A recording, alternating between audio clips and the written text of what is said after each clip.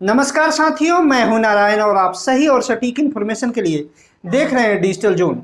दोस्तों, आज इस वीडियो में एक इम्पॉर्टेंट टॉपिक इंश्योरेंस के बारे में बात करेंगे। दोस्तों, जनरली लोगों के बीच में एक कन्फ्यूजन होता है कि हमें टर्म इंश्योरेंस लेना चाहिए, जनरल इंश्योरेंस लेना चाहिए, हेल्थ इंश्योरेंस लेना चाहिए।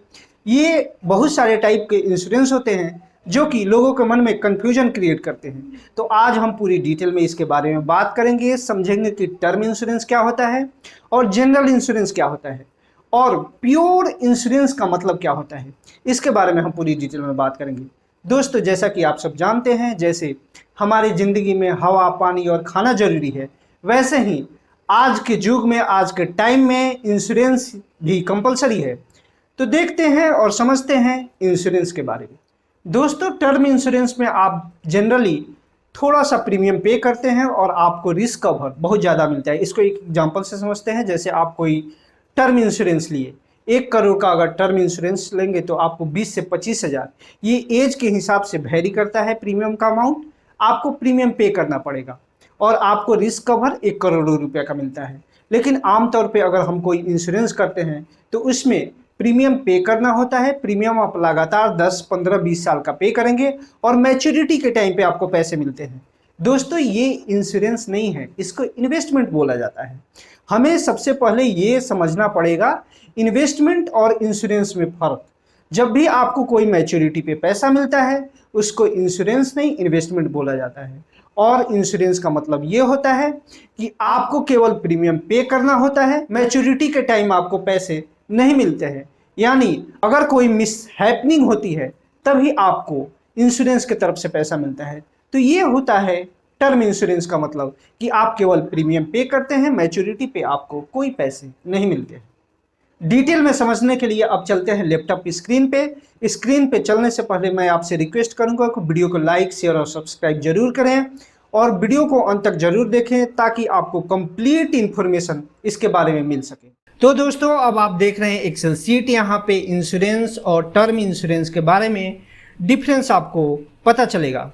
इसको एक अमाउंट से कोरिलेट करके देखते हैं और एक एग्जांपल से समझते हैं कि इंश्योरेंस और टर्म इंश्योरेंस में क्या डिफरेंस होता है और एक्चुअल में हमें कौन सा इंश्योरेंस प्रेफर करना चाहिए। दोस्तों, यहाँ पे आपका ईयरली बजट 60,000 रुपये का है, मंथली बजट आपका 5,000 रुपये का हुआ। अगर आप 5,000 रुपया किसी भी इंश्योरेंस जैसे LIC या कोई अदर कंपनी का इंश्योरेंस लेते हैं और 5,000 रुपया मंथली आप प्रीमियम के तौर पे करते हैं तो आपको लमसम रिस्क कवर 10 लाख रुपए का होता है। 10 लाख रुपए का आप रिस्क कवर करेंगे और आपका जो मैच्योरिटी अमाउंट होगा, अगर 5% के हिसाब से आपको रिटर्न मिलता है तो आपका मैच्योरिटी अमाउंट 20,55,168 रुपया होता है। दोस्तों, आमतौर पे इंश्योरेंस में 3 से 4% से ज़्यादा आपको रिटर्न नहीं मिलता है। मैं इसको 5% कंसिडर किया हूँ, तो इस हिसाब से अमाउंट जो बनता है, मैच्योरिटी अमाउंट 20,55,000 रुपया बनता है। आगे हम देखते हैं टर्म इंश्योरेंस के बारे में। जनरली ऐसा बोला जाता है कि टर्म इंश्योरेंस में जो अमाउंट आप पे करते हैं उसका पैसा वापस नहीं मिलता है, तो ऐसे इंश्योरेंस का क्या फ़ायदा। दोस्तों, अब हम इसको समझते हैं।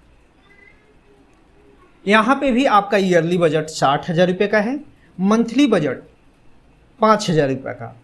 अगर आप 5,000 रुपये का मंथली बजट है, इसमें से हम इसको 2 पार्ट में डिवाइड करते हैं। कुछ अमाउंट टर्म इंश्योरेंस के लिए रख लेते हैं और बाद बाकी अमाउंट को हम इन्वेस्टमेंट करेंगे। दोस्तों, हम ये देखते हैं कि अगर एक 20 साल, 21 साल या 22 साल का कोई इंडिविजुअल है या कोई यंग लड़का है, उसका प्रीमियम कितने का बनता है, तो यहाँ पे आप सिंपली चेक कर सकते हैं वेबसाइट पे। यहाँ पे देखिए टर्म इंश्योरेंस प्रीमियम कैलकुलेटर है।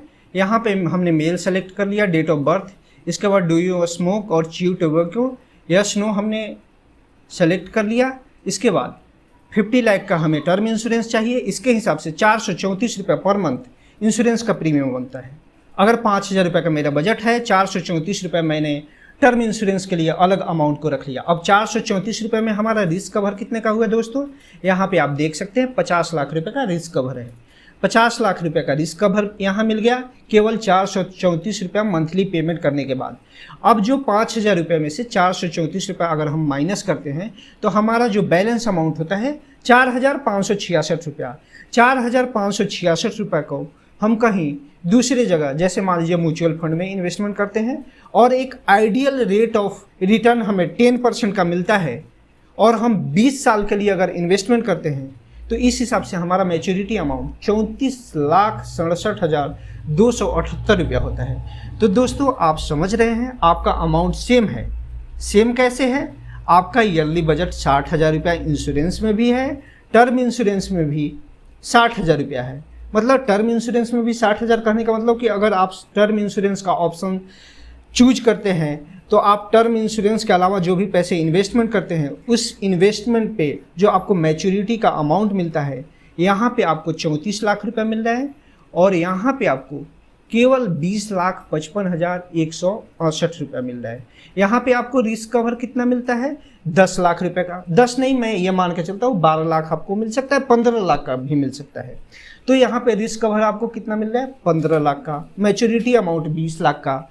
और यहाँ पे आप देख सकते हैं दोस्तों 434 रुपये पेमेंट करने के बाद आपको रिस्क कवर भी 50 लाख रुपए का मिल रहा है। यहाँ पे अब मन में कोई डाउट ही नहीं रखना चाहिए हमें कि टर्म इंश्योरेंस में जो पैसा जाता है वो वापस नहीं आता है। वापस नहीं आता है कोई बात नहीं, जो हमारा बैलेंस अमाउंट है इसको तो हम इन्वेस्टमेंट करके एक अच्छा वेल्थ क्रिएट कर सकते हैं। अगर हमारा 5,000 रुपये का बजट है, 434 रुपये हमने टर्म इंश्योरेंस में दे दिया, उससे हमारा रिस्क कवर का पर्पस भी सॉल्व हो गया। बाद बाकी बैलेंस अमाउंट को हम इन्वेस्टमेंट किए 10% के हिसाब से तो हमारा 34 लाख रुपए बनता है।